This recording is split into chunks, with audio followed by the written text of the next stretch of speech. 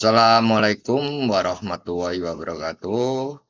Para mahasiswa yang saya banggakan, di awal pertemuan di semester 5 ini kembali ketemu dengan saya sebagai dosen untuk semester ini akan saya mengampu daripada mata kuliah Hukum Acara Peradilan Agama. Bahwa dalam semester ini kurang lebihnya nanti kita akan tatap muka sebanyak 12 kali, di mana dalam tatap muka itu nanti di tengah semester kita akan melakukan ujian tengah semester dan di akhir semester kita akan melakukan ujian akhir semester. Baiklah, untuk materi yang akan kita pelajari dalam mata kuliah ini, yang pertama mengenai pengantar daripada hukum acara pengadilan agama. Nah, sebagaimana kita ketahui bahwa jenis lingkungan peradilan di Indonesia dibagi menjadi 4, di mana salah satunya adalah hukum pengadilan agama, di mana ruang lingkup pengadilan agama ini mempunyai kewenangan untuk memeriksa dan mengadili daripada perkara-perkara bagi mereka yang beragama Islam di bidang pertama perkawinan, terus hibah, ekonomi syariah, dan lain sebagainya. Nah, terus yang berikutnya untuk pertemuan kedua yaitu mengenai tugas dan kewenangan pengadilan agama serta asas-asas daripada pengadilan agama dan sumber hukum pada peradilan agama. Bahwa tugas dan kewenangan pengadilan agama sebagaimana yang saya sampaikan tadi adalah untuk memeriksa dan memutus perkara-perkara orang yang beragama Islam dalam perkara perkawinan, ekonomi syariah, waris, gonogini, dan lain sebagainya. Bahwa dalam pelaksanaan peradilan pada pengadilan agama, asas-asas yang dipakai adalah asas kepastian, asas kepentingan, asas keterbukaan, asas kemanfaatan, asas tidak berpihak, asas tidak menyalahgunakan wewenang, maupun asas terbit penyelenggara negara. Sumber hukum yang digunakan adalah hukum material daripada hukum Islam, di mana sudah termaktub dalam kompilasi hukum Islam.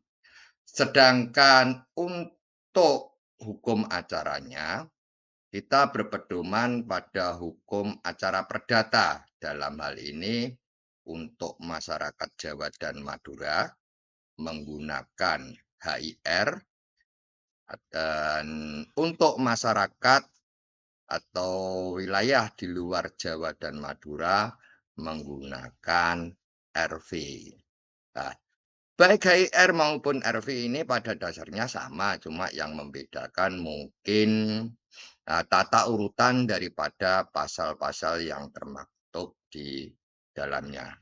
Oke, terus berikutnya nanti dalam pertemuan berikutnya adalah kita mempelajari para pihak dalam suatu gugatan. Sebagai garis besarnya bahwa para pihak yang berperkara di pengadilan agama itu yang pertama terdiri dari penggugat atau pemohon. Terus yang kedua terdiri dari tergugat atau termohon. Terus yang berikutnya adalah turut tergugat. Nah, di sini akan saya tekankan siapa sih? Kalau penggugat sudah kita ketahui bahwa Penggugat adalah orang yang merasa dirinya dirugikan atas perbuatan orang lain. Untuk menuntut haknya, maka jalan yang ditempuh adalah dengan cara mengajukan gugatan di pengadilan. Itu yang disebut pihak penggugat. Sedangkan pihak tergugat adalah pihak yang telah membuat atau melakukan perbuatan yang merugikan daripada hak-hak, tergugat itu, eee, penggugat. Terus yang terakhir adalah turut tergugat. Siapa ini turut tergugat? Turut tergugat itu adalah pihak yang tidak mempunyai kepentingan terkait dengan pokok perkara maupun objek perkara, namun dalam perkara ini ada keterkaitan dengan dirinya. Nah, misalnya terkait dengan sengketa harta gonogini. Harta gonogini suami melakukan gugatan sehingga suami disebut sebagai penggugat dan istri sebagai tergugat. Nah, dalam perkara gonogini ini, harta yang dimiliki salah satunya adalah berupa sebidang tanah, di mana sebidang tanah ini digunakan oleh salah satu pihak sebagai agunan kredit di bank, sehingga bank wajib ditarik sebagai pihak dalam perkara tersebut. Pada dasarnya, pihak bank tidak mempunyai kepentingan terkait dengan pokok perkara tersebut, tapi karena jaminan daripada pokok perkara tersebut keberadaannya ada pada bank tersebut sebagai jaminan, maka pihak bank wajib ditarik sebagai turut tergugat. Lah, terus yang berikutnya pada pertemuan selanjutnya nanti kita akan mempelajari daripada kompetensi pengadilan agama. Apa kompetensi itu? Nah, kompetensi yang dipunyai oleh pengadilan agama terdiri dari dua, baik kompetensi absolut maupun kompetensi relatif. Ya, kalau yang disebut absolut itu memang mutlak menjadi kewenangan daripada pengadilan agama, sebagaimana jenis-jenis perkara yang sudah saya sebutkan di awal tadi, yaitu perkara perceraian, perkawinan, gonogini, waris, dan lain sebagainya. Sedangkan di sisi daripada pengadilan agama ada pengadilan negeri, di mana pengadilan negeri ini juga mempunyai kompetensi untuk memeriksa dan mengadili perkara-perkara di luar daripada itu. Nah, yang membedakan antara kewenangan daripada pengadilan negeri atau pengadilan agama inilah yang disebut dengan kompetensi absolut. Sedangkan untuk kompetensi relatif itu adalah kewenangan untuk mengadili sesama pengadilan agama. Misalnya pengadilan agama A dan pengadilan agama Kabupaten B. Di mana kita harus mengajukan gugatan itu? Apakah di pengadilan agama Kabupaten A ataukah pengadilan agama Kabupaten B? Inilah yang disebut daripada kompetensi relatif. Terus yang berikutnya, untuk menjamin daripada gugatan itu tidak sia-sia, bila mana dikabulkan, maka ada yang namanya sita jaminan.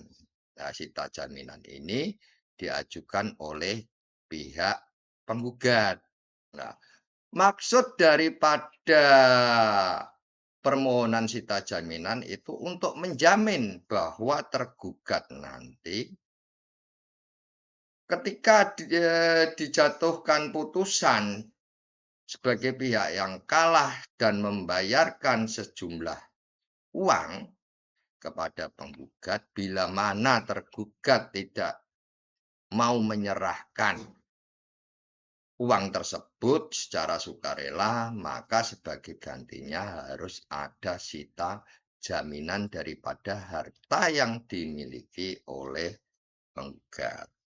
Terus untuk pertemuan berikutnya nanti akan kita pelajari terkait dengan pemeriksaan dalam persidangan.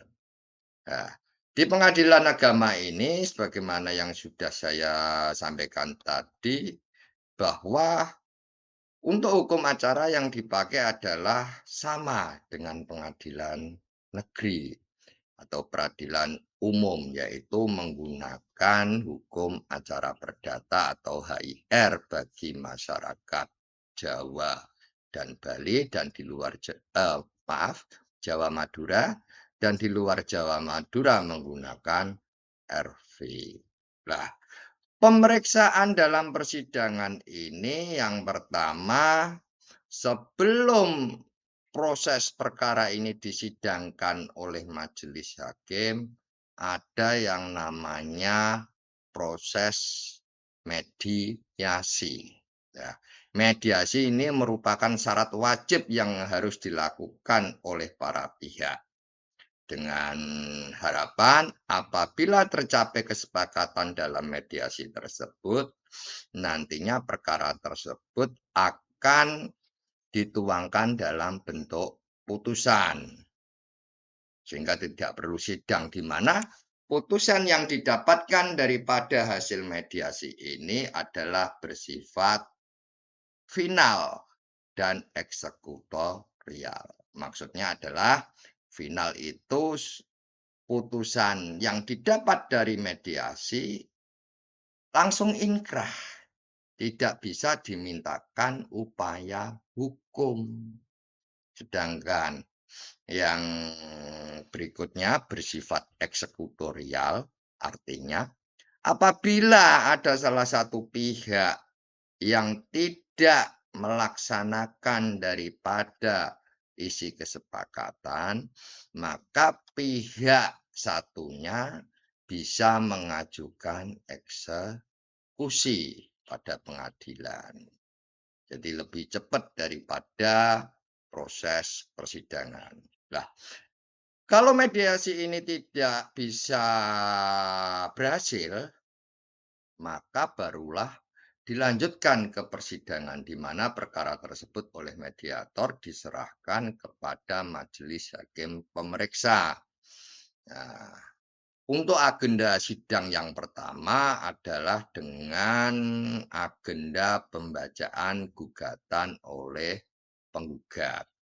Terus agenda sidang berikutnya adalah jawaban dari pihak tergugat. Nah, jawaban tergugat setelah dilakukan oleh tergugat, maka hak akan diberikan kembali kepada penggugat untuk menanggapi daripada jawaban tergugat tersebut dengan yang disebut replik. Ya, replik penggugat, terus sidang berikutnya adalah duplik. Ya. Pembacaan gugatan, jawaban, replik, duplik inilah yang disebut dengan namanya jawab jinawab. Setelah jawab jinawab ini selesai, maka dilanjutkan dengan pembuktian. Nah, pembuktian baik penggugat maupun tergugat mempunyai kesempatan yang sama. Nah, alat bukti nanti akan saya jelaskan pada pertemuan berikutnya.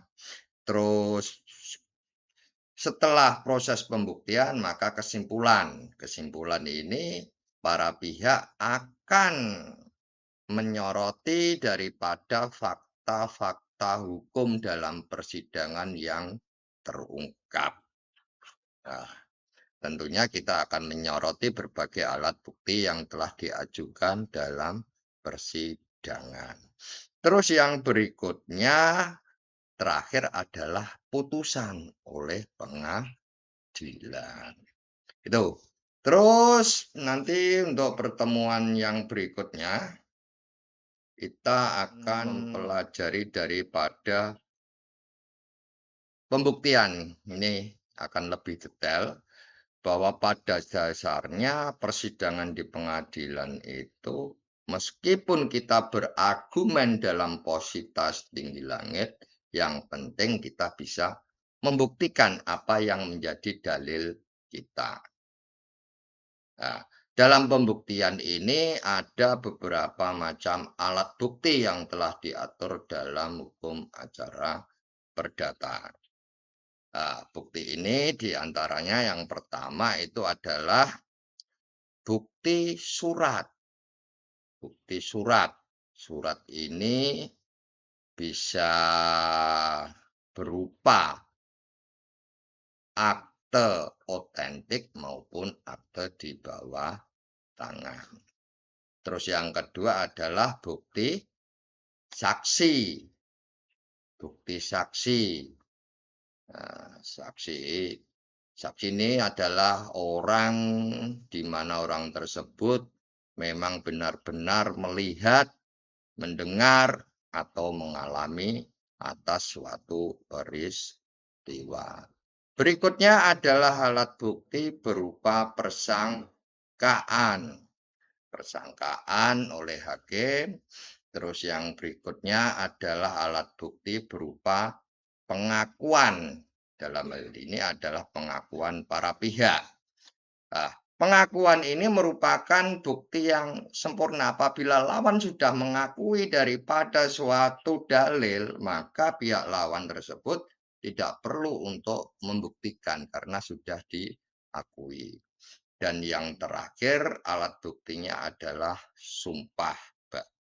Nah, di sini nanti ada banyak macam dan jenis sumpah itu sendiri.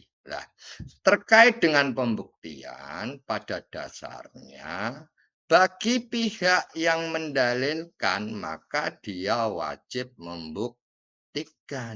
Jadi beban pembuktian ini secara otomatis akan lebih berat pada diri penggugat karena mendalilkan suatu peristiwa hukum dan menuntut suatu pengembalian kepada pengadilan lewat amar putusan, maka beban pembuktian ini oleh penggugat lebih berat dibandingkan daripada pihak tergugat. Terus untuk pertemuan berikutnya akan kita pelajari yaitu asas dalam pembuktian. Ya, tadi sudah saya sebutkan ada asas yang namanya axiori encambit probatio, di mana siapa yang mendalilkan maka wajib membuktikan. Dan beban pembuktian ya lebih berat daripada pihak penggugat dibandingkan dengan pihak tergugat. Terus untuk pertemuan berikutnya lagi akan kita pelajari mengenai alat bukti, yaitu pertama tadi sudah saya sampaikan adalah bukti surat. Apa bukti surat itu? Adalah bukti-bukti secara tertulis, di mana bukti surat atau bukti tulis ini ada dua macam. Yang pertama adalah bukti berupa akta otentik. Apa akta otentik itu? Adalah akta di mana dibuat oleh dan atau di hadapan pejabat yang berwenang. Itu yang disebut dengan akta otentik. Terus bukti surat yang kedua adalah akta di bawah tangan. Akta di bawah tangan ini adalah ya tulisan-tulisan atau catatan-catatan yang dibuat oleh para pihak tidak di hadapan pejabat yang berwenang. Jadi perjanjian yang tidak dibuat di hadapan di notaris itu termasuk akta di bawah tangan. Nah, perbedaan daripada akta otentik dan akta di bawah tangan itu terletak pada kesempurnaan pembuktiannya. Kalau akta autentik sifat pembuktiannya adalah sempurna, tidak bisa diingkari oleh pihak lawan. Tapi kalau akta di bawah tangan bisa saja diingkari oleh pihak lawan sehingga kita wajib untuk, eee, membuktikan kebenaran daripada akta di bawah tangan tersebut. Nah, terus bukti saksi, saksi adalah orang yang melihat, mendengar, atau mengalami. Dalam perkara perdata ini, siapa saja yang bisa menjadi saksi adalah itu tadi. Selain itu ada pengecualian-pengecualian bahwa saksi tersebut tidak ada hubungan keluarga dengan para pihak sampai derajat kedua. Terus yang berikutnya ada pengecualian lagi, yaitu tidak ada hubungan pekerjaan, menerima gaji antara majikan dan karyawan, bila mana salah satu bersengketa, maka salah satu di antara tersebut tidak bisa diajukan sebagai saksi. Terus alat bukti berikutnya adalah persangkaan. Persangkaan ini adalah persangkaan oleh hakim, di mana hakim ketika menyidangkan dia setelah membaca gugatan, jawaban, replik, duplik, dia akan membuat suatu kesimpulan, di mana kesimpulan ini adalah yang disebut dengan persangkaan. Alat bukti berikutnya pengakuan. Pengakuan ini adalah apa-apa atau hal apa saja yang diakui oleh para pihak lawan. Nah, misalnya ada pengakuan dari tergugat atas dalil penggugat, begitu pula sebaliknya. Terus yang berikutnya adalah sumpah. Sumpah ini dilakukan oleh para pihak yang bersengketa. Terus yang berikutnya akan kita pelajari mengenai pemeriksaan sengketa perkawinan, yaitu di mana sengketa perkawinan ini terdiri dari dua jenis. Yang pertama adalah cerai gugat dan yang kedua adalah cerai talak. Apa yang disebut cerai gugat? Cerai gugat itu adalah gugatan perceraian di mana diajukan oleh pihak istri.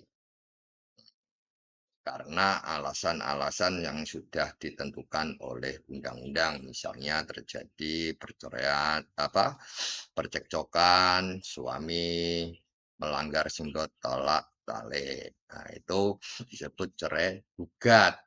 Kedudukan istri disebut sebagai penggugat dan kedudukan daripada suami disebut sebagai tergugat.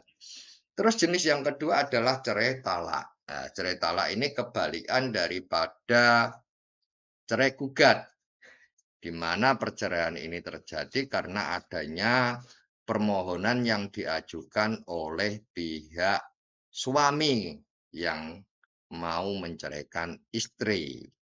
Nah, di sini kedudukan suami disebut bukan sebagai penggugat, namun sebagai pemohon dan kedudukan istri sebagai termohon. Lah, pasti ada pertanyaan, kenapa kok terjadi perbedaan penyebutan? Karena pada dasarnya cerai talak itu adalah suatu izin permohonan kepada pengadilan bagi pihak suami untuk mengucapkan ikrar talak. Karena bersifat permohonan, maka kedudukannya bukan disebut sebagai penggugat, tapi sebagai pemohon. Nah, kalau permohonan untuk mengucapkan ikrar talak tersebut memang dikabulkan oleh pihak pengadilan agama, maka suami barulah bisa mengucapkan ikrar talak. Itulah kenapa dalam gugatan cerai talak kedudukan suami bukan sebagai penggugat namun sebagai pemohon. Terus nanti dalam pertemuan berikutnya juga akan kita pelajari terkait dengan putusan hakim, di mana putusan hakim itu pada dasarnya dalam putusan, pembacaan putusan, di mana agenda sidang terakhir itu adalah putusan. Kalau perkara perceraian itu sidangnya bersifat tertutup, namun terkait dengan pembacaan putusan adalah persidangan bersifat terbuka, khusus untuk perkara perkawinan. Tapi terkait dengan perkara-perkara yang lain, dari awal sidang memang bersifat terbuka. Baik persidangan yang dilakukan bersifat tertutup maupun bersifat terbuka, pada agenda persidangan dalam agenda pembacaan putusan, sidang bersifat terbuka. Nah, bisa dihadiri oleh pengunjung, itu maksud daripada sifat terbuka. Terus dalam sidang putusan, hakim memberikan pertimbangan-pertimbangan hukum dan menjatuhkan amar putusan.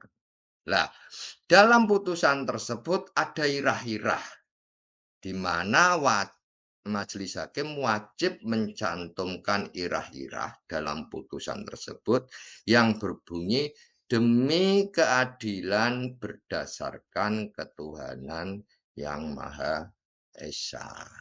Nah, terus yang berikutnya